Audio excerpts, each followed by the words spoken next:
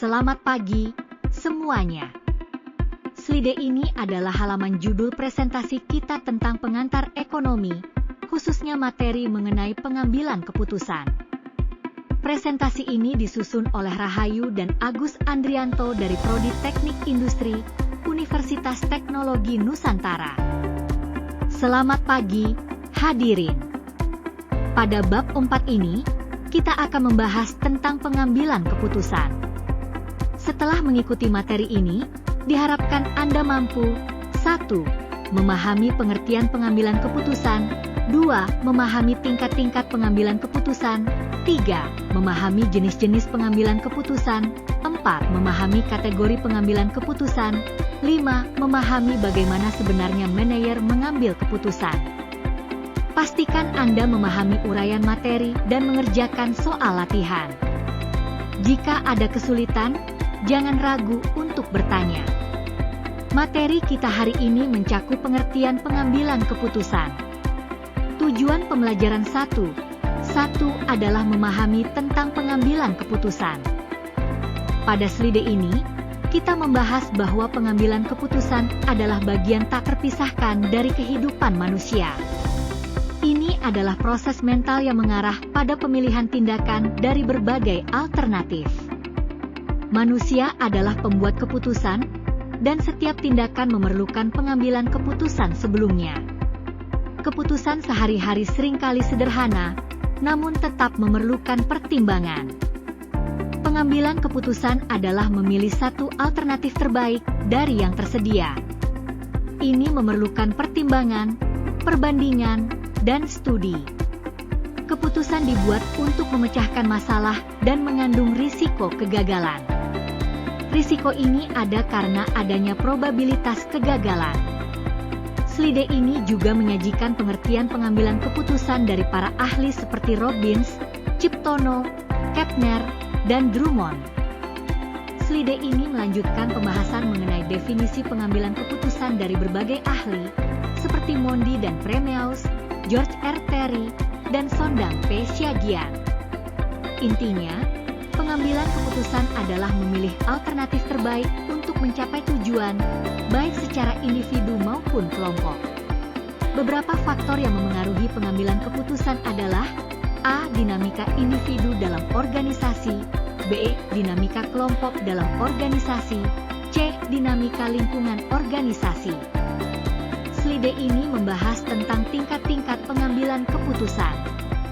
Dalam pengambilan keputusan, ada pertimbangan khusus yang bergantung pada masalah dan situasi. Berikut adalah dasar pengambilan keputusan.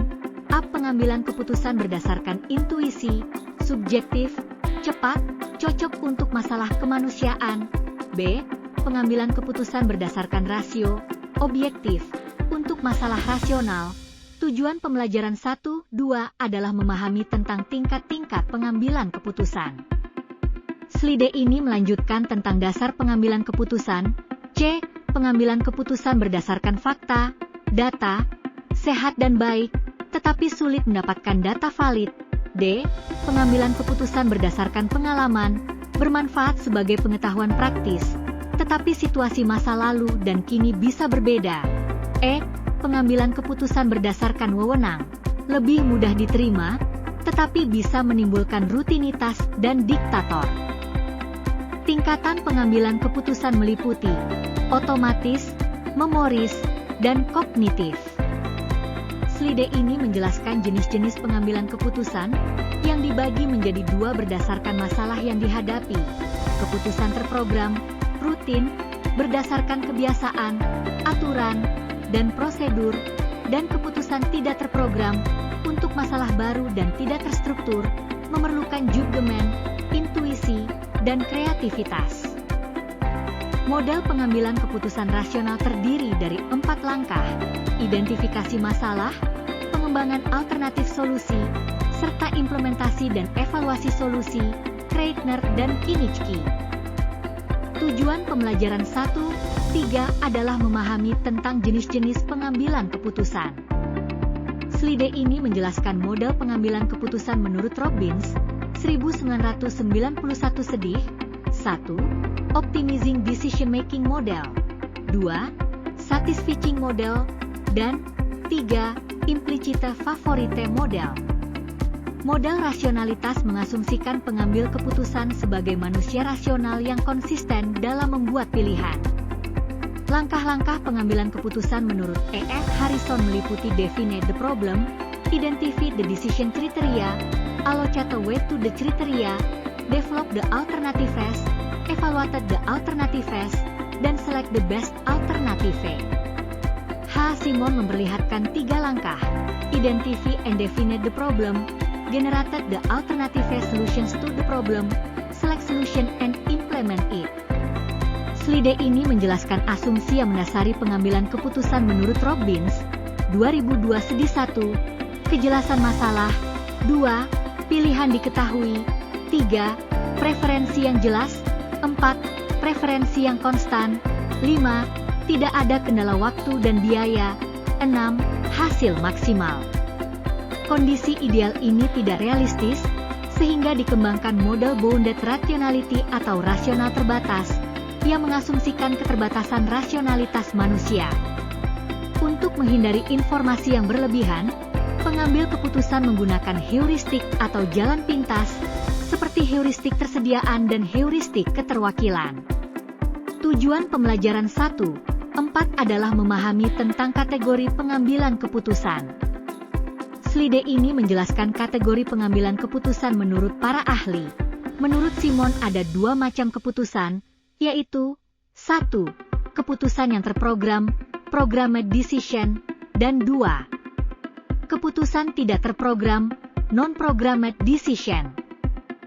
Sedangkan menurut Johannes Supranto, ada 4 macam kategori keputusan, yaitu 1. Keputusan dengan kepastian, certainly, 2. Keputusan dengan ketidakpastian, uncertainly, 3. Keputusan dengan risiko, 4. Keputusan dengan konflik, ambiguitas. Tujuan pembelajaran 1-5 adalah memahami tentang kategori pengambilan keputusan. Slide ini membahas bagaimana manajer sebenarnya mengambil keputusan. Model rasional maupun rasionalitas terbatas memerlukan data dan informasi sebagai bahan baku. Ada berbagai teknik atau metode untuk mengambil keputusan, seperti analisis diagram Pareto, analisis perbandingan sepasang, analisis jaringan, teknik implikasi plus-minus, teknik pohon keputusan, pemrograman garis lurus, linear programming, dan sebagainya. W. Edwards Deming mengajukan cara pemecahan masalah melalui Statistical Process Control, SPC, atau Statistical Quality Control, SQC. Slide ini melanjutkan tentang teknik pengambilan keputusan, seperti analisis SWOT, Strength Weakness Opportunity Triad, yang digunakan untuk membuat perencanaan pengembangan institusi. Proses pengambilan keputusan menurut James L. Gibson dan kawan-kawan terdiri atas 4 tahapan. Tahap 1. Intelligence, identifikasi dan definisi masalah. Tahap 2. Desain. Tahap 3. Choice, memilih alternatif. Tahap 4. Implementation. Slide ini juga mencantumkan latihan soal dan tugas untuk menguji pemahaman Anda. Slide ini adalah penutup materi pembelajaran mengenai pengambilan keputusan. Terima kasih atas perhatiannya.